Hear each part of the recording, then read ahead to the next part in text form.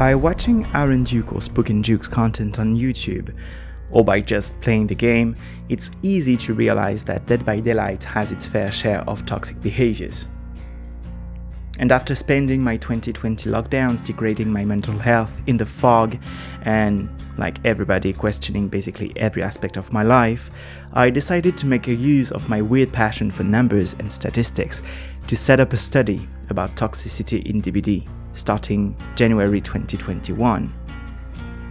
By then I had realized that a huge portion of players I considered toxic were from Russia, and I wanted to measure whether it was a fact that those typical Russian players existed, or if it was just a personal feeling. I initially planned to release my conclusions after a year of collecting numbers, but when the rumors about a soon-to-come invasion of Ukraine by Russia intensified in late 2021, I decided it was best to postpone the launching of my channel and keep adding data to my project. And then the war happened. And as I sent all my hope to Ukraine for a swift resolution, I once again decided to wait. So here I am, with an ongoing war on the European soil, 2 whole years after launching this project. So, was my initial feeling justified? Are Russian players more toxic than others? Or is this theory just a consequence of the widespread anti-Russia feeling in the West, skyrocketing with the invasion of Ukraine?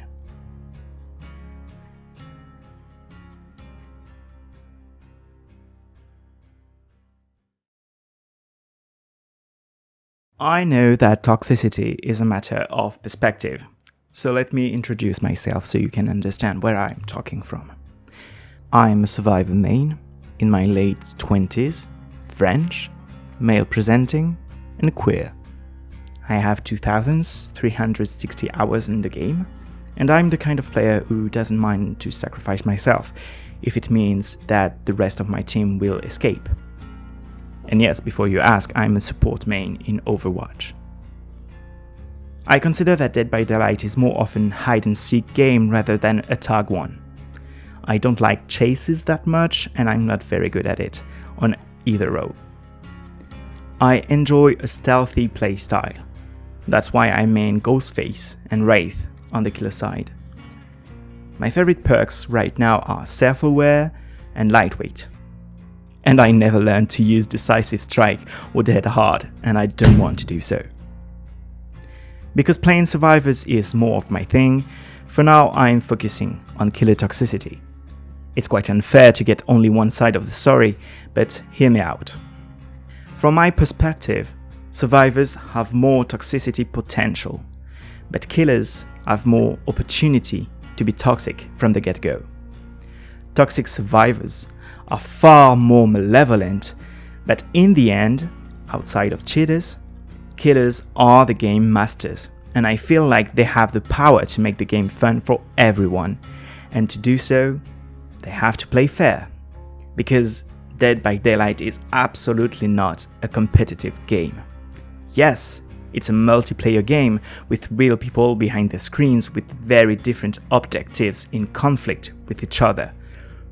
But that's it. The goal is not to kill or to escape, those are tasks. The goal of the game is to spook or get spooked. It's not an FPS, it's survival horror. Actually, my theory is that most toxic players can't be horror fans. They're just here because the game is trending and it doesn't require a lot of skill. But that's another discussion. To be fair with killers, I understand that survive with friends squads often get in game wishing to get them mad, and with cheaters and snipers, I totally get why some killer mains are getting tired of it, and tend not to give the benefit of the doubt to survivors and attack first, trying to avoid to get bullied. Also, as you probably saw, toxic survivors, especially cheaters, impacted a lot on big DBD streamers, who helped the community and the game to grow as big as it is now, whatever you think about them. That said, basic game mechanics like hits can help killers deal with the majority of toxicity issues on the survivor's side, but the opposite is not that true. When you get camped by a bubba or slugged by a nurse, you can't do much outside of waiting for things to get better. And if they decide to let you bleed out on the ground with all your teammates, you're basically done. Also, remember that calling all of the work that I've done a study is only because I'm not a native English speaker. And for lack of a better word, this one is fancy. My goal here is not to change the world, but only to answer the question: is my feeling towards Russian players a reflection of reality or just an expression of my Russophobia? Part 1. Numbers and colors. Out of 1,675 trials, I compiled a lot of data, but I'm only showing you the ones that matter the most. Two important things to begin with: escape rates and perks. As you can see, my escape rate and my teammates' escape rates are fairly similar, from 45% to 42%, which was in line with the dev's goal to go for 50% chance of survival. That said, since the huge update of last July, they are aiming now more towards 30% chance of escaping. And if you think of Dead by Daylight as an homage to the horror genre, it's more realistic to expect only about 1 person out of 4 to escape a serial killer in a horror movie, so that's culturally more accurate that way. For the perks, there is absolutely no correlation between the use of certain perks and toxicity. The 5 perks that I dislike the most are Barbecue and Chili, NOED, Franklin's Demise, Nurse's Calling, and Lethal Pursuer, and they are used quite not equally, but they are used in all tiers are used. Those tiers are divided in 5 categories. The first 2 are the bad ones. The super toxic, in red, represent 14% of the entire killer base. The toxic ones, orange, 22%. Then we have the middle of the road, killers that are only annoying, in yellow. Those are the ones with whom you can begin to enjoy the game without feeling bad for a teammate or yourself. And then the normal and fair killers, in blue and green. No action can be considered toxic in itself, only intentions are. It's how a series of actions is performed that makes them being part of a toxic behavior. But in a game like Dead by Daylight, some actions can, by themselves, be seen as toxic. In fact, taking a game hostage is one reason to get ranked in my super toxic killer tier. Then we have tunneling, meaning focusing on one person until their death. That will put you very often in a toxic tier. Things like camping or slugging are often toxic tier materials, but they sometimes only put the killer in the annoying category.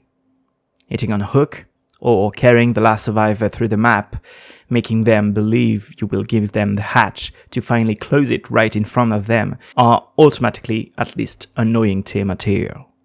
Please don't do that, it gives hangry teenage boy energy. The normal category is for killers against whom I felt everybody had good conditions to have fun. You absolutely can have 4 sacrifices in that tier, though it happens less often than with a toxic behavior. And then we have the fair tier. This one is tricky because I had to see the fairness, so it's mostly behaviors towards me or towards survivors near me. I consider fair killers players who get out of their own way to make everyone have fun. For example, this pyramid head is seeing me right after being unhooked and decide to follow not me, but my teammate. That's what I consider to be fair play.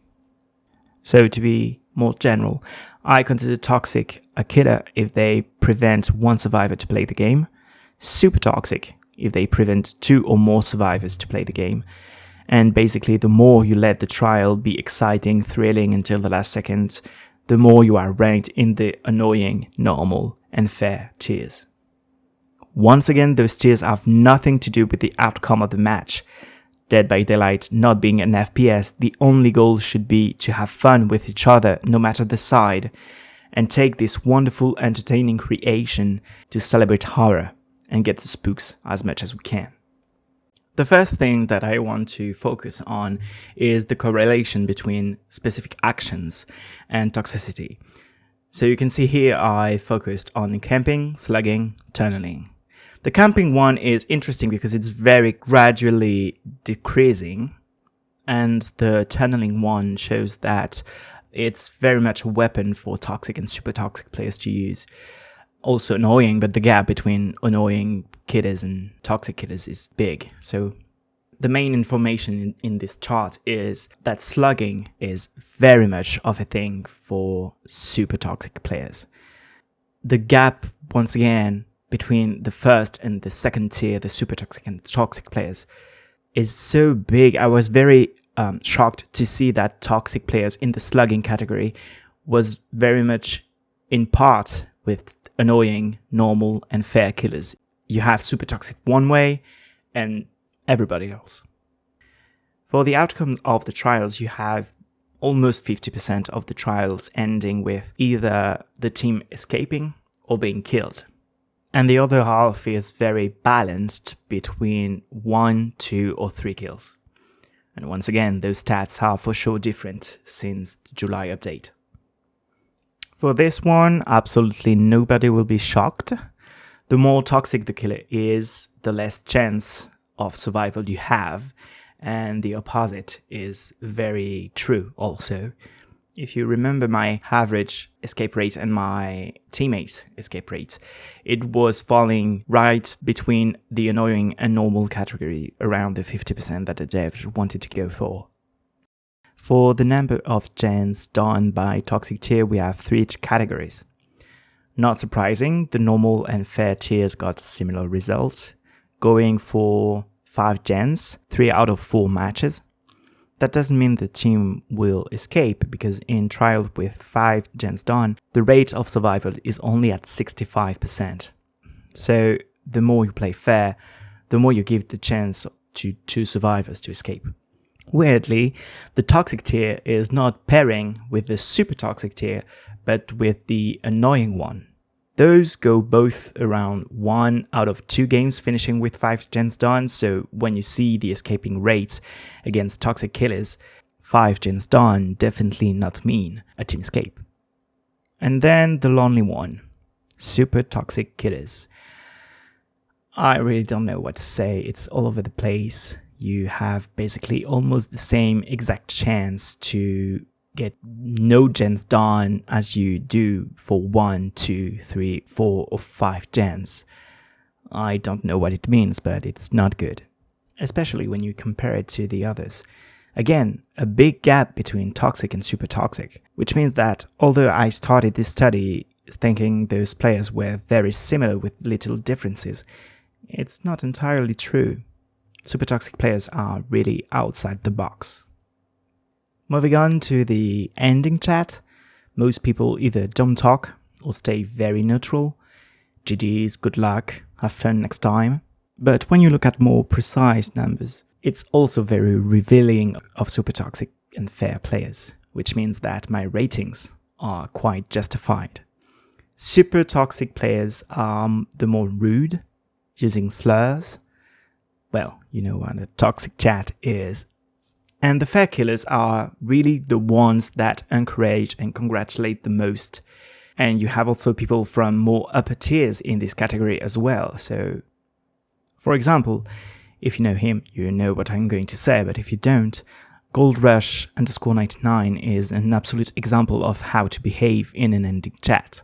He is a killer main, and gameplay-wise, he is more of a normal or annoying killer, meaning he has, for example, a rule that everything is permitted during the ending collapse. But he is an absolute angel coming to ending chat. He is always trying to make everyone feel good, give it compliments and everything, without taking 15 minutes to do so. And then you can see after every trial, at least one survivor comes to his stream on Twitch and they discuss the match, and is a very good person and you really should follow him. And Gordon. His streams can absolutely make you feel good if you had a shitty day. Part 2. Our flag means toxicity. So, For this video, I focused on 6 groups of people, or nations, who compose 75% of players I encountered. Consuls, US Americans, people who didn't choose a nationality on Steam, and people from Russia, Poland, Germany. Those are the groups that I encountered the most, each one more than 50 times, which gives me a pretty accurate view of global behavior in each one of them. And because our subject is on Russia, you can see it's the second group I encountered the most. Even with the small drop in my escape rate when facing Russian players, it's overall quite even. My total average being right above 45, nothing is very exciting here. But if we get to the hurting part, the toxicity rate, yes, that's rough. As you can see, Russia is really outside the box here. And don't be offended, but I was very surprised to US American scores. Who would have guessed that you are not very toxic? Switching to the other side of the spectrum, yeah, it's telling. Everyone, except slightly for the consuls, but everyone have a bigger annoying rate than a toxic one. But Russian, they destroyed their annoying rate by being way more toxic. And I promise this is the last one for today. When you compare the toxicity rate to the encounter rate, it's chilling. Sorry, I didn't have enough different colors for this, so I reused some of them.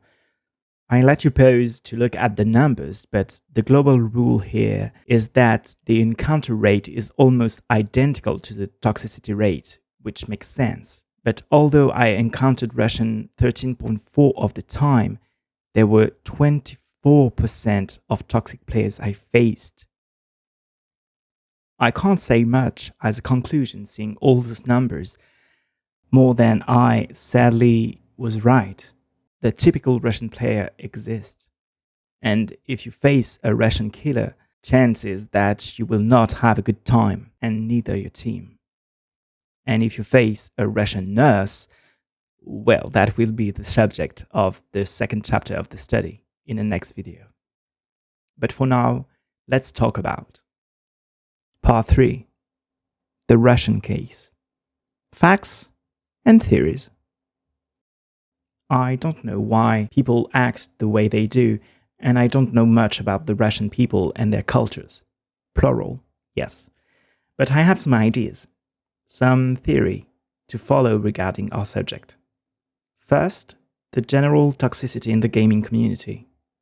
Rooting in toxic masculinity, the gaming world is extremely heteronormative, misogynistic, and homophobic.